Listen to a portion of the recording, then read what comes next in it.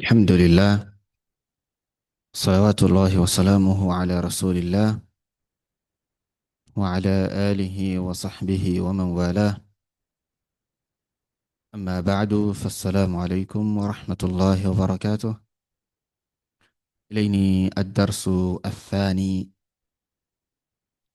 لتن ترى تيسير النحو أباكجي إن دان لك إن شاء الله تعالى.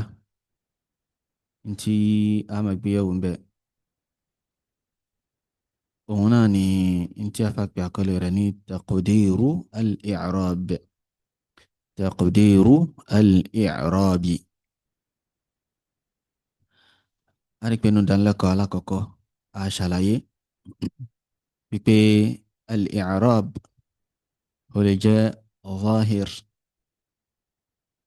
ó sì lè jẹ́ muqaddar.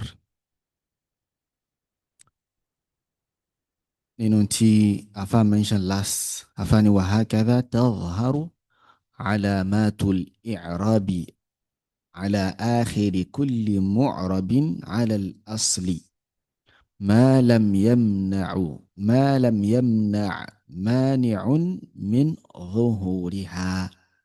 wọ́n ní bí àwọn àmì i'rab bí ó ṣe máa ń hàn ní ìgbẹ̀yìn gbogbo gbólóhùn tó bá jẹ́ mu'rab yìí náà lélẹ̀. gbogbo gbólóhùn tó máa ń gba i'rab tí gbẹ̀yìn wọn máa ń change láti raf'u lọ sí nasbu lọ sí jarru. so bí a ṣe máa rí i'rabu, àmì i'rabu nígbẹ̀yìn wọn nìyẹn. ma lam yamna' mani'un min zuhuriha, lókun ìgbà tí nǹkan kan ò bá ti kọ́ dí kó hàn, lókun ìgbà tí ò bá ti sí nǹkan kan tó kọ́ dí kí ó hàn. so eléyìí, ibẹ̀ ni a wà yìí. in tí a fà tọ́ka sí inú ìdánilẹ́kọ̀ọ́ yìí nípa pé kí nǹkan kan kọ́ dí kí ó hàn yẹn, ibẹ̀ wá ni a wà báyìí. àlàyé rẹ̀ sì ni a fẹ́ ṣe yìí insha Allahu azza wa jal.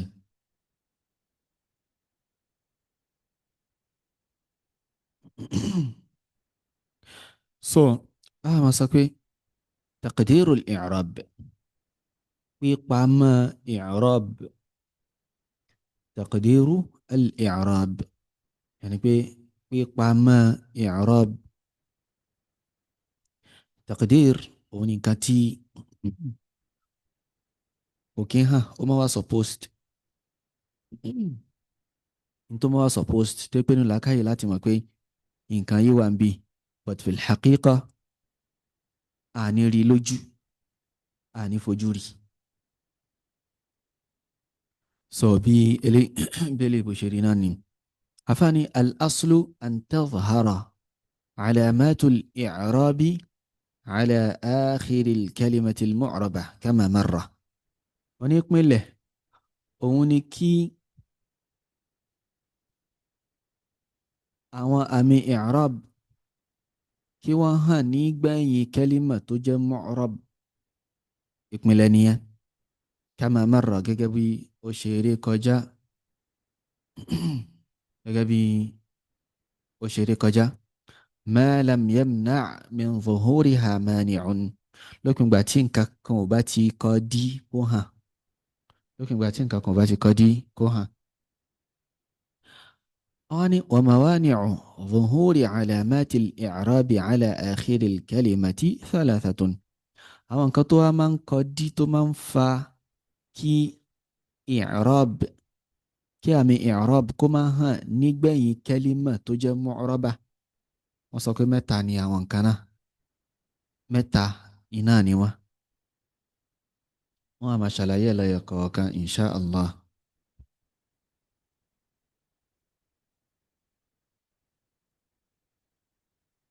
afáàní al-mani'ul awwal, nǹkan alákọ̀ọ́kọ́ tó máa ń kọ́ dí kí àmì i'rab kó máa hàn lórí gbólóhùn tó jẹ́ mu'rab.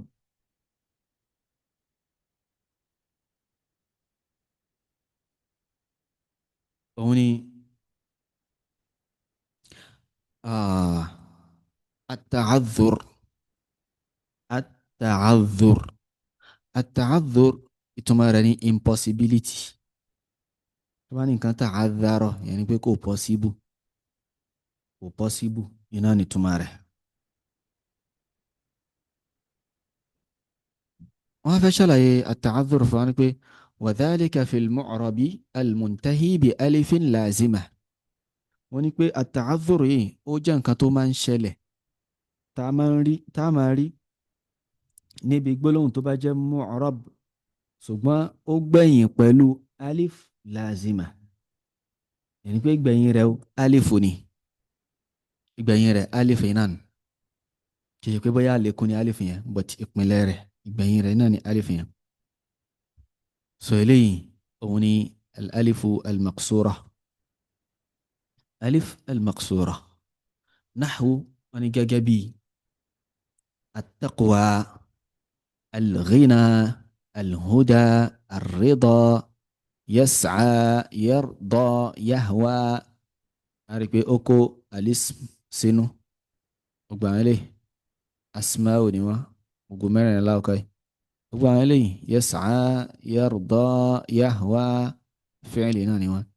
ẹni kẹlímà tó bá parí pẹ̀lú irú alifu báyìí a máa pè kí ni i'rabu ní hàn lórí rẹ̀ lójúpọ̀nà tí wọ́n gbà ṣàlàyé. wọ́n ní fayata'adharu dhuhuru al-harakati ala al-alifi. sọ ní pé kò ní rọrùn kí haraka kó hàn lórí alif. alif tán rí gbogbo àwọn ilé tán rí alif ni ò kìí ṣe yá o. ilé náà pè ní al-alifu al-maqsura kìí ṣe yá. wọ́n ní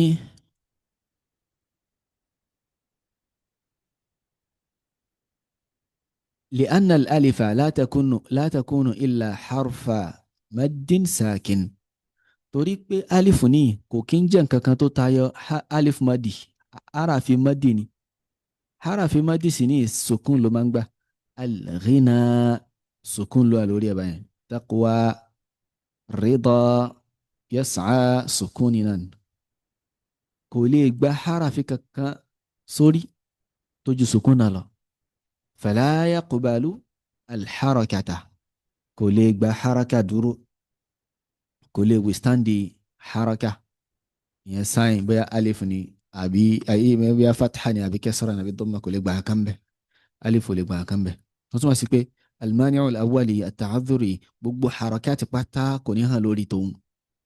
gbogbo harakati yálà alif ni àbí yálà fatha ni àbí kẹsàrà àbí dhamma kò ní hàn lórí rárá.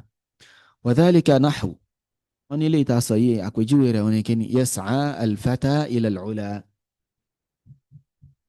yas'a al-fata ila al-ula. ọmọdékùnrin náà ọ̀dọ́mọdékùnrin náà ṣe kíni ó ń ṣe sáàyù ó ń pọ̀ sẹ̀sẹ̀ lọ síbi gíga. wọ́n ní fatajidu an-nutqa bil-harakati muta'adhiran ala al-alifi. wọ́n náà rí i pé láti pe haraka lórí alifu yẹn nǹkan tí ò rọrùn ara ni. èèyàn rí i pé muta'adhir náà ní nǹkan tí ò possible ni. fatuqaddaru hadhihi al-harakatu ala al-alifi. so àwọn harakati gbogbo pátá wọ́n á ṣe kí ni wọ́n pamọ́ lórí alif wọn ní hàn wọn ní ṣó lórí alif. wa naqulu fi i'rabiha àwọn máa sọ nípa i'rabu rẹ̀ pé yas'a فعل مضارع مرفوع وعلامة رفعه الضمة المقدرة. الضمة المقدرة. الفتى فاعل مرفوع وعلامة رفعه الضمة المقدرة.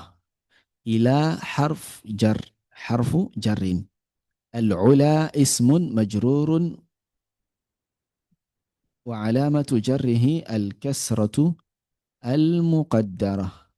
الكسرة المقدرة. so bí i'rabu rẹ̀ bí ó ṣe jẹ́ iná ní iná lílé. walau qulta tó bá sọ wípé lan yas'a lan yas'a a rí pé lan yìí iná àwọn huruf tó máa ń fún kan ní nasbu tó máa ń fún kan ní fatha iná ní lan wà.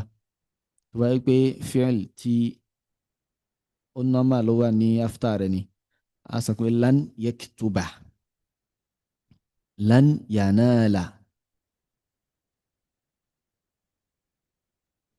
so ṣùgbọ́n nísìnyí báyìí àárí fatha tí lani tó máa ń mú ṣẹlẹ̀ sí kẹ́límà àárí níbi yas'a. so náà fẹ́ ṣàlàyé pé lakana al-fi'lu mansuban bilan. so fi'lu yẹn o mansubu ni ó jẹ́ pẹ̀lú lan tó jẹ́ pé wa alamatu nasbihi al-fatha al-muqaddara aydan. so àmì nasb rẹ̀ máa jẹ́ al-fathatu al-muqaddara bákan náà al-fathatu al-muqaddara. so ilé kò máa jẹ́ àpèjúwe fún kíni ó máa jẹ́ àpèjúwe fún nasbu àti àpèjúwe dhamma méjì ń bí àti àpèjúwe kasra àmì fatha náà ilé kábàlẹ̀ mọ̀ pé mẹ́tẹ̀ẹ̀ta ò kí ń hàn káwọn náà gbìyànjú ká pé yas'a bó ni dhamma ṣe fẹ́ hàn bó ifẹ́ hàn bí ṣe yas'a wù la fẹ́ sọ àbí wọn àti a máa change haraka a máa change alphabet yẹn ní báyìí kò sí possible kò sí tọ́ka change ẹ̀. الفتى ألسكوا الفتى إلى العلا ألسكوا إلى العلي. so a rí pé kò possible rárá ìtumọ̀ ta'adhur ni pé impossible ni ó lè lórí ahọ́n.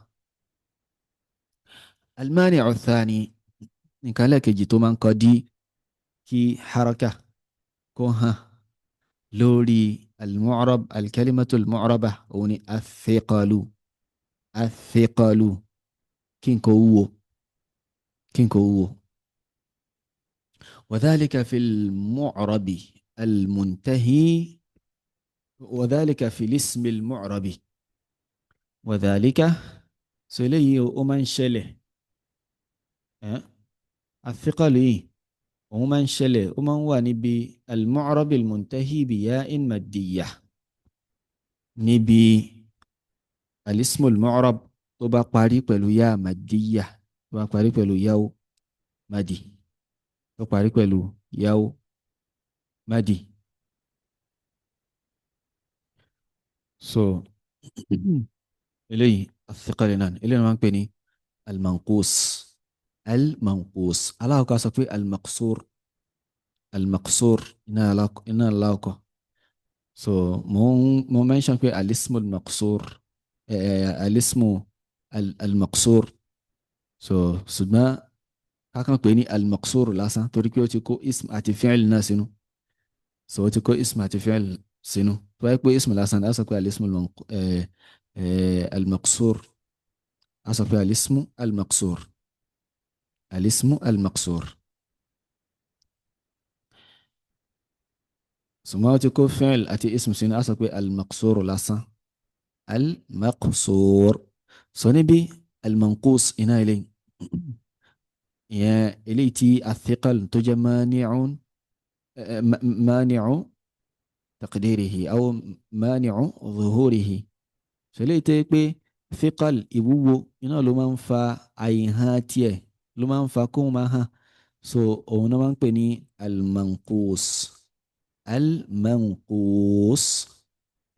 wọ́n ní òun ni al-ismu al-mu'rab wọ́n ní ó máa ń ṣẹlẹ̀ fil ismi al-mu'rab المنتهي بياء مادية níbi الاسم المعرب tó máa ń parí pẹ̀lú yáwó madi.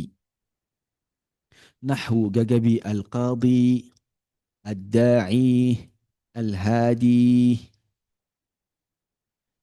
so gbélé pátá kí náà pè wọ́n منقوص. والذي يقدر هنا هو wọ́n ní tí wọ́n máa ń kọ́ dárọ̀ níbi tó máa ń pamọ́ níbi tí ò kí ń hàn níbi alismu almanqus òun ni kíni dammatu raf'i wa kasratu aljarri. damma raf'u àti kasra jarru nìkan ni ò kí ń hàn níbi wọ́n túmọ̀ sí pé fatha nasbu nǹkan òun máa ń hàn tiẹ̀.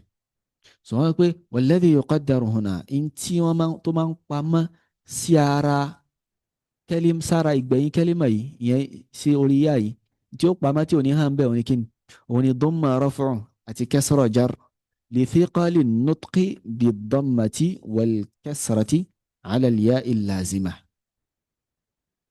wọ́n ní torí pé ìwúwo tí ó wúwo láti pe dhamma àti kasra lórí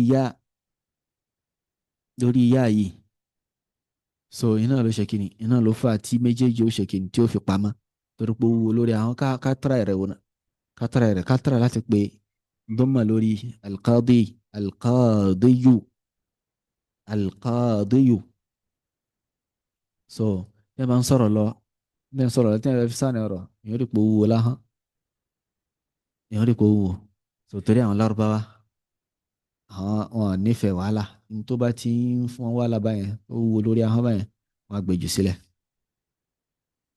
wọn á kà dárọ̀ rẹ̀ bí irú eléyìí báyìí ad-da'iyu àrípé kò rọrùn al-hadiyu so èèyàn yóò wá stress bákan torí àwọn kà dárọ̀ rẹ̀ wọ́n ní fan-nutqu huna mumkinun yàrí wọ́n ní pé láti pè níbí ó possible walakinahu thaqil ṣùgbọ́n wúwo èyí pé kò possible aláwọ̀kọ́ yẹn wọ́n possible ní tiẹ̀ ni kò lè hàn kò tiẹ̀ ṣe pé ara gẹ́gẹ́ bá ara ṣe rí ṣùgbọ́n níbí òun possible ní tiẹ̀ ṣùgbọ́n ó wúwo ni ó wúwo ó mú stress dání ó mú wàhálà dání nítorí àwọn lárúbá ṣe kí ni wọ́n gbé jù sílẹ̀. fataqulu mathalan ó wà máa sọ lápẹjù pé jaa ad-da'i ila al-qadi jaa ad-da'i ila al-qadi olùpèpè ó wá sọ́dọ̀ adájọ́ fatajidu nutqa bi dammati al-ya'i fi ad-da'i thaqilan ó rí i pé láti pe dhamma yá yẹn tó wà níbi da'i ó wúwo yẹ báyìí sọ sókè wa kadhalika an-nutqa وكذلك تجد النطق بكثرة القاضي وكذلك النطق بكثرة القاضي بيناني بكثرة يعني بالقاضين يوجد ضم يا وشكل هو الداعي بيناني كسرة إلى القاضي أما إلى انتو من بي ونكن وني حرف جر نسمع سيقول يا يكوبا جر إلى القاضي سوارك بي وبكى وسي وسترسفو ولذلك نقول في الإعراب تقول لي لا ما صنع بإعراب ركي جاء فعل ماض الداعي فاعل مرفوع وعلامة رفعه الضمة المقدرة على الياء للثقل الضمة المقدرة على الياء كندي للثقل تولي إيوو إلى حرف جر القاضي اسم مجرور وعلامة جره الكسرة المقدرة على الياء للثقل الكسرة المقدرة يعني أنتو قامة تيوها لوري يا لا ترى بي أو علامات تويتم إعراب على إلى السكن لليجا واني وأما الفتحة واري فتحة لوري الاسم المنقوص فتحة لوري تيه فإنها تظهر على الياء وما لوري يان تيه يا الاسم المنقوص لخفتها nítorí pé ó fúyẹ́ yá fúyẹ́ lórí kíni lórí fatha fúyẹ́ lórí yá fataqulu mathalan ó máa sọ lápẹjúwe pé shakara al-qadi as-sa'iya ila al-haqqi shakara al-qadi as-sa'iya ila al-haqqi alqadi adájọ́ dúpẹ́ fún ẹni tó ń ṣègbìyànjú láti ṣe kíni láti fi òdodo rinlẹ̀ tó ń pọ̀sẹ̀sẹ̀ lọ síbi òdodo láti jẹ́ pé òdodo ṣáà ni kó lékè alqadi adájọ́ ṣe kíni ó dúpẹ́ lọ́wọ́ rẹ̀ wọ́n ní fatajidul fathata li khiffatiha mantuqatan wa zahiratan ala al-ya'i fi as-sa'i wọ́n á rí pé fatha yẹn látara fífúyẹ́ rẹ̀ li khiffatiha látara fífúyẹ́ rẹ̀ a rí pé kí ni mantuqatan á pè lórí ahọ́n wa zahiratan ó tún wá hàn ní kíkọ náà ala al-ya lórí ya fi sáàcì níbi gbólóhùn as-sáàcì wa nu'ribu fanaqul a máa ṣe i'rabu rẹ̀ a máa sọ pé shakara fi'lun madin alqaadi fa'ilun marfu'un wa alamatu raf'ihi الضمة المقدرة على الياء نعم الضمة المقدرة على الياء للثقل القاضي نيون سو ضم لو به ضم يواها لا ترى الثقل الساعية مفعول به منصوب وعلامة نصبه الفتحة الظاهرة وعلامة نصبه الفتحة الظاهرة إلى حرف جر الحق اسم مجرور وعلامة جره الكسرة الظاهرة إلي تباها يوم جاء الظاهرة إلي تباها يوم جاء المقدرة هاني وكذلك الفعل المضارع المنتهي بالواو أو الياء ونبيناني الفعل المضارع تبقى قريب الواو تبيا الفعل المضارع تبقى قريب الواو أبيا تقدر عليه الضمة في الرفع ضمونها لوريره وطبعا نقول رفعه أريك ودارك كسرة لا تراك كني لا تراك الفعل لا يجر فعل كنبا كسرة جزم لمنبه وتظهر عليها الفتحة في النصب وفتحة وماها لوري كني لوري الفعل المضارع طبعا نقول النصب فتقول وما سقول ندعو ويقضي ندعو ويقضي فتقدر الضمة لثقلها على الواو والياء ضمة يوم شكل يوم أقام يوم سقام ندعو أو سقول ندعو أبي يقضي no yóò máa pamọ́ kò ní hàn lórí wáwù àti yá lórí wáwù àti yá فإذا نصبته tó bá wà nípò násùbù tó gbé sípò násùbù qulta ó sọ pé lan nad'uwa walan yaqdiya lan nad'uwa walan yaqdiya a rí pé méjèèjì yẹn hàn àbí fatha lórí méjèèjì rádà فتجد الفتحة قد ظهرت في النطق على الواو والياء لخفتها ó rí pé fatha ó hàn lórí níbi pípé lórí ahọ́n ó hàn lórí ahọ́n lórí wáwù àti yá látara fífúyẹ́ rẹ̀ naam lẹ́yìn náà ni pé almani'u thalith nǹkan lẹ́kẹta tó máa ń kọ́ dí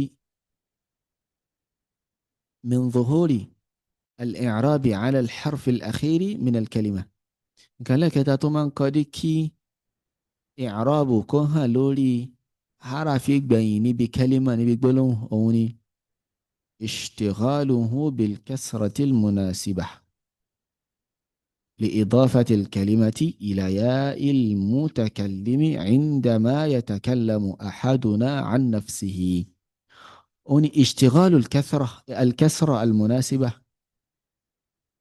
هون إيقاع رجو اشتغاله بالكسرة المناسبة إيقاع رجو اشتغال ممكن كو بيسي pẹ̀lú kẹsìrọ̀ tó bá mú li idafati al-kalima látara wípé a fi kalimati sí ìláyà il-mutakallim a fi tì sí yáwó il-mutakallim indama yatakallamu ahaduna an nafsihi nígbà tẹ́ni kọ̀ọ̀kan bá ń sọ̀rọ̀ nípa ara rẹ̀ tàbá ń sọ̀rọ̀ nípa ara wa a rí pé a fi gbólóhùn yá fi tì sí yáwó il-mutakallim ni pẹ́ẹ̀nì mi lápòjọ máa sọ pé qalami mo ń sọ̀rọ̀ nípa ara mi pẹ́ẹ̀nì mi yóò di kíni qalami pẹ́ẹ̀nì mi pẹ́ẹ̀nì mi kìtàbí fayaqulu yóò sọ pé kíni kìtàbí ìwé mi aqlami àwọn gègé kọ̀wé mi madrasati ilé ẹ̀kọ́ mi banati àwọn ọmọbìnrin mi fayashtaghilu alḥarfu al-akhir min al-kalima bilkasrati al-munasiba liya il-mutakallim. sọ ni pé harfu tó gbẹ̀yìn yìí alḥarfu al-akhir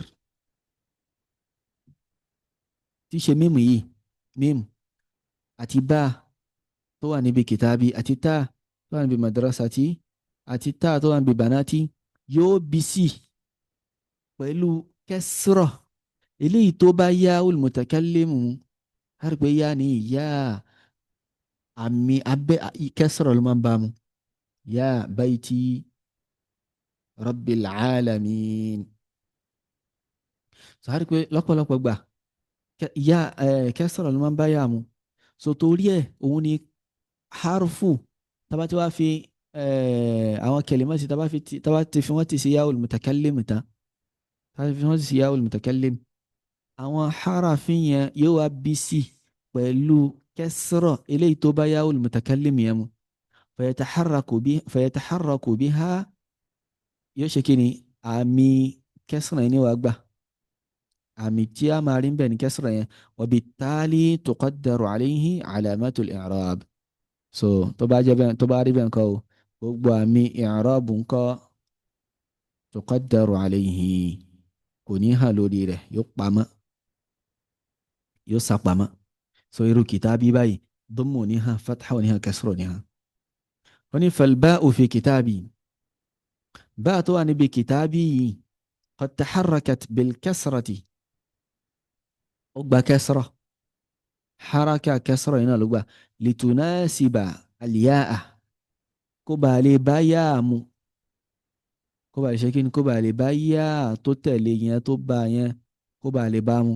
fala yumkinu an nuharrikaha bid-dammi ma'a hadhihi al-idafati 'inda wuqu'iha marfu'atan kò wá pọ́síbù ká wá fún ní àmì dọ́mà pẹ̀lú pé ó sì wà mùdọ́fà yẹn pé ó wà pẹ̀lú yá yẹn a ṣe ìdọ́fà rẹ̀ sí yá al-mutakallim 'inda wuqu'iha marfu'an nígbà tó bá wà nípò rọ́fùn náà nígbà tó bá wà nípò rọ́fùn tó sì jẹ́ pé condition rẹ̀ náà sì ni pé yá yẹn sì wà pẹ̀lú rẹ̀ a lè ṣe kí ni kò ní pọ́síbù ara ká fún ní dọ́mà li'annaha ishtaghalat bil kasrati al-munasiba torí pé ó ti kọ́ àìrójú ó ti bí sí pẹ̀lú kẹsìrọ̀ tó bá a mú al-munasiba lil-ya tó bá yá mu 'inda dammati al-i'rab 'an dammati al-i'rab kúrò ó ti bí sí pẹ̀lú yẹn kò ráyè damma i'rab kankan mọ́ kò ráyè fún damma i'rab mọ́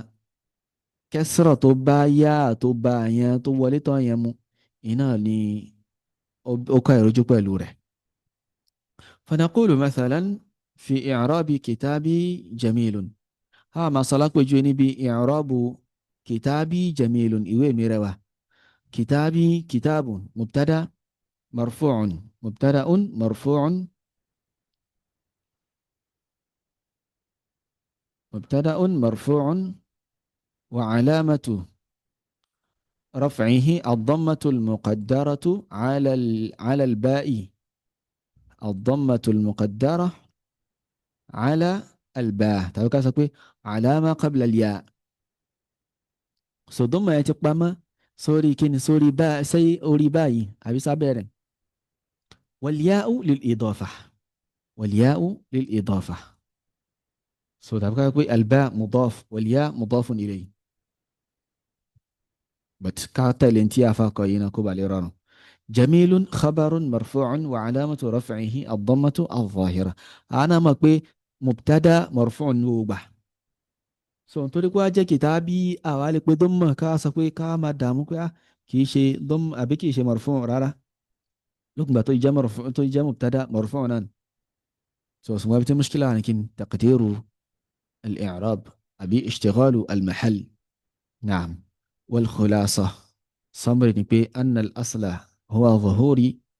الأصل هو ظهور علامات الإعراب على آخر المعرب so summary ni pé ìpìlẹ̀ ni pé kí àwọn àmì i'rab kó hàn lórí ìgbẹ̀yìn kẹ́límà gbólóhùn tó bá wà tó bá jẹ́ mu'rab illa idha intaha bi harfin min hurufil mad àfi tó bá yà parí pẹ̀lú harafi kan náà àwọn harafi mad yẹn pé huruful illa alif tàbí wáwù tàbí ya lójú pọ̀nà tá gbà ṣàlàyé síwájú. aw ishtaghala bil kasrati al munasiba lil idafa liya il mutakallim tàbí tí a wá kọ́ ìrojú pẹ̀lú kẹsọ́rọ̀ ilé tó bá ìdọ́fà mu níbi yawul mutakallim ilé ìta ṣàlàyé tán ní sin báyìí bí ó ṣe rí náà ni tadribatun ala taqdir al-i'rab tadribatun ala taqdir al-i'rab. السؤال الأول يبير الله أكمل ما يأتي complete تنبي موانع ظهور علامات داش على الكلمة هلاك يجي المعرب المنتهي بألف لازمة تقدر عليه علامات الإعراب بسبب يعني المعرب اللي تنقاري بلو ألف لازمة يا تشكيني المقصور المقصور so كني دي تو في من جاء تعرف من قدر أوامي إعراب لوري رح أسأقول متى العمدية التعذر الثقل اشتغال المحل بالحركة المناسبة. إليك الاسم المعرب المنتهي بياء لازمة تقدر عليه وبسبب وتظهر عليه لخفتها. سؤال في اليابان الفعل المضارع المنتهي بالياء أو تقدر عليه بسبب وتظهر عليه لخفتها. لين نقول أعرب الجمل الآتية شيء إعراب عن سنتنسز تنبي شيء إعراب عن سنتنسز تنبي يقضي القاضي في القضية يسعى الساعي إلى الحق يعفو الأتقى إلى عن المخطئ يعفو الأتقى عن المخطئ بيتي نظيف أقلامي جميلة بلادي طيبة صبي إلي بشريناني بني أنا فلت دروسي بإذن الله عز وجل نقارئ الدرس الثاني والله تعالى أعلى وأعلم سبحانك اللهم وبحمدك أشهد أن لا إله إلا أنت أستغفرك وأتوب إليك والسلام عليكم ورحمة الله وبركاته.